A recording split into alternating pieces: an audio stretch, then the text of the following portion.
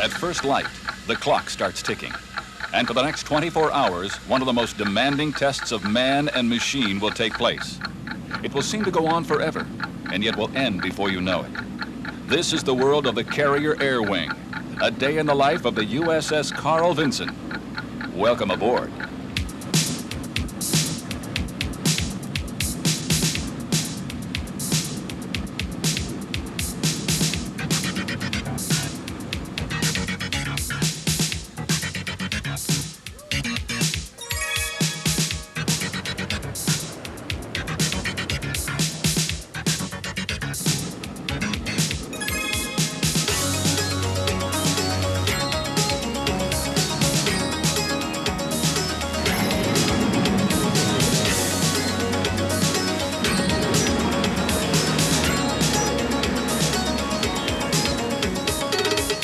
Before a carrier deploys for up to 6 months at a time, the air group must, in effect, get in shape for the mission it will have to perform.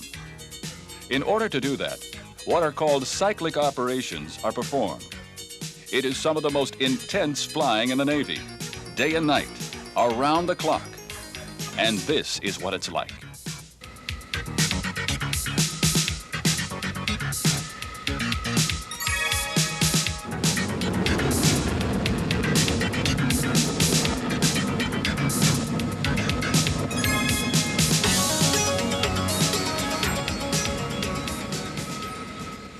They're the largest warships in the world. They're among the most complex feats of construction, technology, and organization that exist.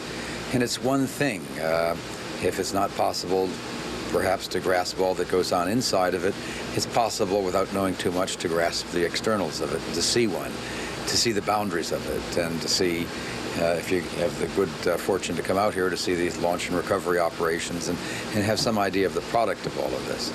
Captain G.D. O'Brien, skipper of the USS Carl Vinson. Skipper, and in some ways, mayor of a small city, one that just happens to have an airport on its roof. For the first-time observer, the flight deck seems to be a bustling metropolis, a confusing flow of pedestrians mingled with rolling machinery, planes being towed everywhere, planes being worked on, sort of an awkward ballet with neither form nor substance. But nothing could be farther from the truth. In fact, each and every person here has a role to perform. USS Carl Vinson is home for two of the more colorful and well-known Navy squadrons. First, VF-51, the Screaming Eagles. This outfit sports a proud tradition of several MiG kills during the Vietnam War. The other unit is the Sundowners of VF-111. This unit traces its history back to World War II. It was then known as VF-11, flying Hellcats off the USS Hornet. The Sundowners also boast several MiG kills during the Vietnam War. Tomcat pilots enjoy perhaps a bit more notoriety these days because of the increasing number of portrayals in the movies. And they say, in general, those portrayals aren't too bad. Sundowner Lieutenant Randy Gus King. I think most of the things that you've seen lately in the movies and on television have been real true to what we actually do. There's a little bit of artistic license there, I guess, you know, to get the public to buy a ticket and go see the movie itself. But in general, especially the movie Top Gun was pretty accurate. The F-14 Tomcat is still one of the premier fighter planes in the world today.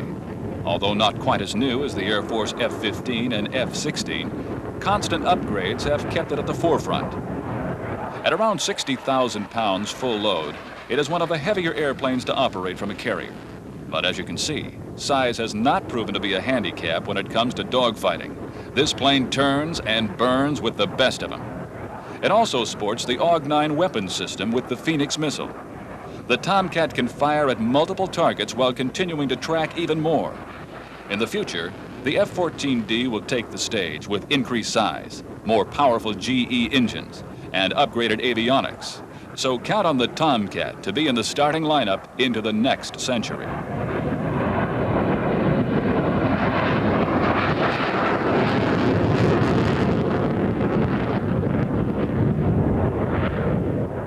Finally, like some referee hovering over the action, the plane guard helicopter climbs into place, just in case someone goes into the water.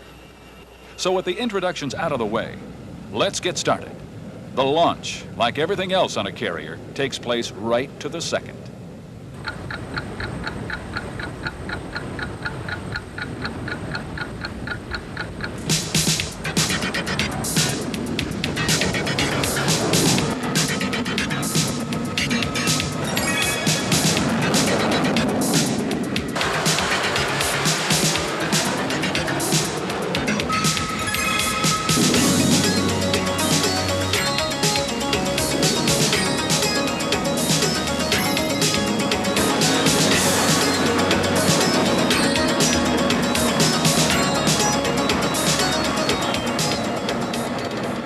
The Cat launch is the hottest ride in naval aviation, an experience that surpasses even the pilot's initial imaginings of what it would be like.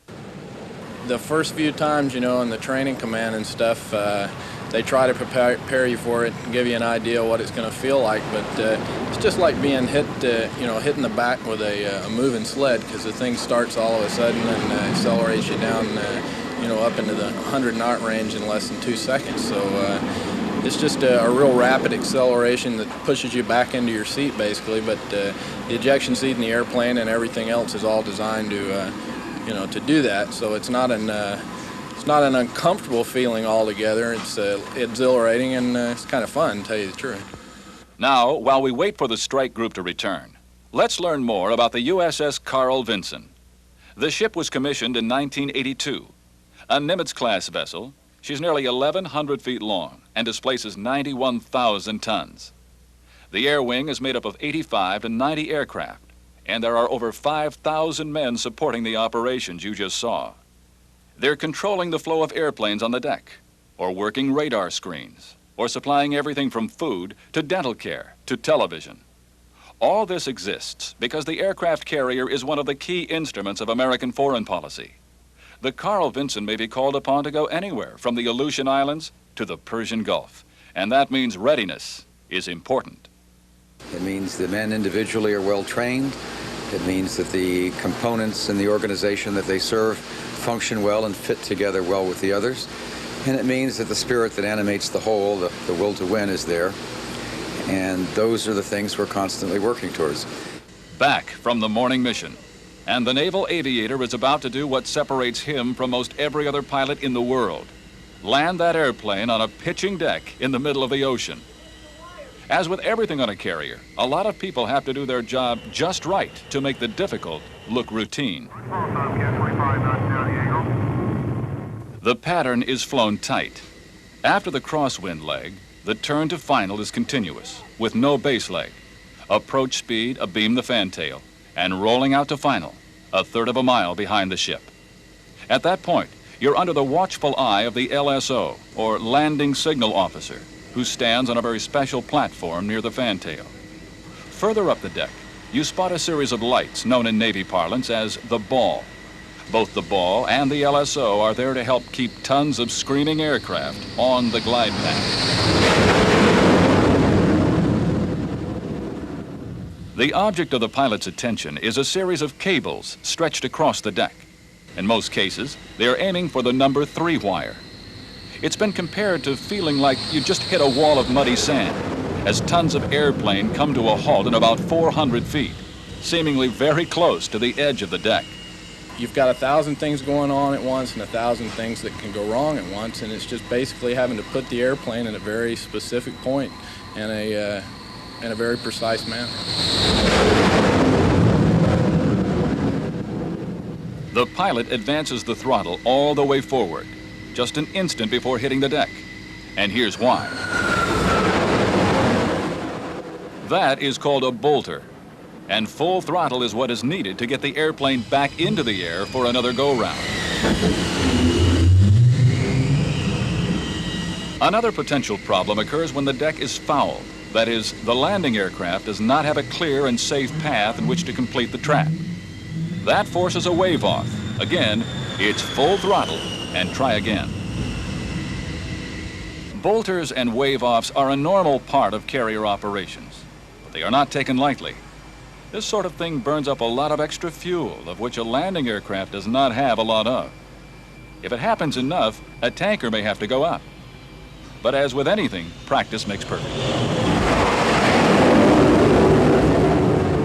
We generally find that when we first get out here, our grades aren't as good and our performance isn't as good because we haven't done it in a while. But we start at a level where, at this stage of the game, where most people would generally aspire to from coming out of the RAG and that kind of thing, and then work to try to be, the best that we can.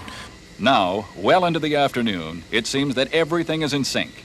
And when it's right, there are few things to compare.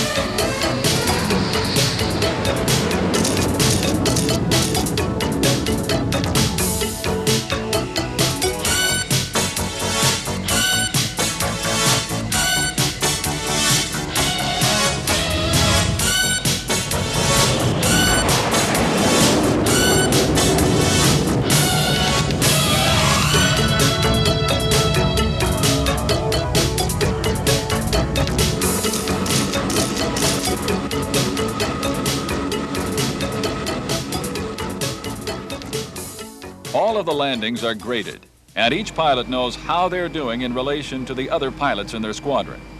Since pilots aren't the most modest people on Earth, rest assured, they work very hard to get what is called an OK pass.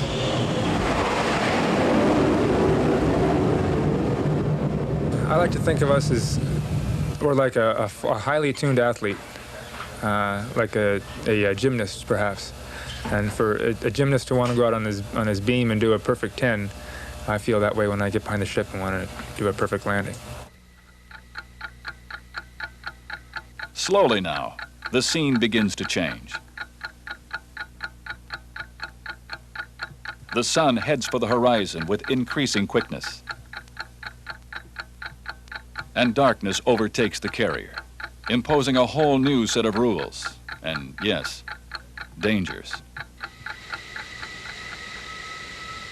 An eerie red light begins to bathe the deck, and activity takes on a surrealistic glow. Red light is the safest way to operate at night. In fact, you'll find yourself in a lot of trouble if you get anywhere near the flight deck with a bright light.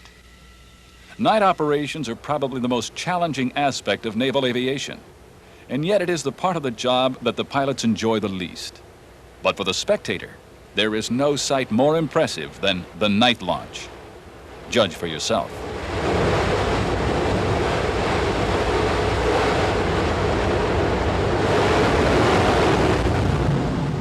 Sitting in the cockpit is no less exciting an experience.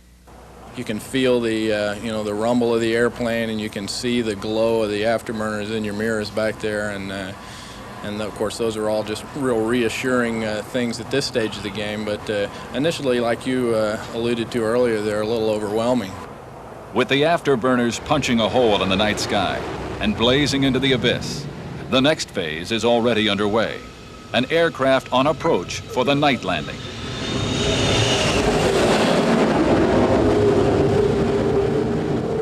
This is the eye of the needle, that single most stressful event other than combat for the pilot. The night landing separates, in a cruel way, those who have it from those who don't. I heard it expressed one time as, imagine standing on one side of the room, turning off all the lights and trying to dive across the room and land on a postage stamp on the other side. This is the rite of passage for the naval aviator, and to pass through it is exhausting.